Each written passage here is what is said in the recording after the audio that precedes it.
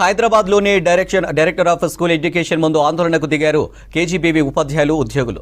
వర్షంలో school education కార్యాలయం ముందు బైఠాయించి ధర్నాకు దిగారు. తమ సమస్యలు పరిష్కరించాలంటూ యూటీఎఫ్ ఆధ్వర్యంలో నిరసన వ్యక్తం చేశారు కేజీబీవీ ఉపాధ్యాయులు.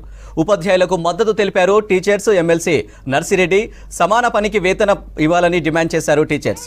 కేజీబీవీ ఉపాధ్యాయుల ఆందోళనపై మరింత సమాచారం విజయ్ శర్మ అందిస్తారు.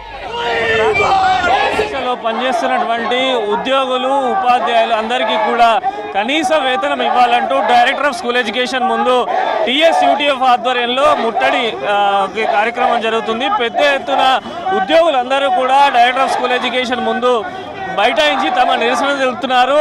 ఉద్యోగులందరికీ కూడా టీచర్స్ ఎమ్మెల్సీ నర్సిరెడ్డి కూడా మద్దతు చెప్తున్నటువంటి పరిస్థితి మనం చూస్తున్నాము. అసలు ప్రధానంగా డిమాండ్స్ ఏంది, ఇంత పెద్ద ఎత్తున ఉద్యోగులందరూ ఇక్కడికి ముట్టడానికి రావడం కారణం ఏంది? ఒకసారి ఎమ్మెల్సీ ఉన్నారు సార్.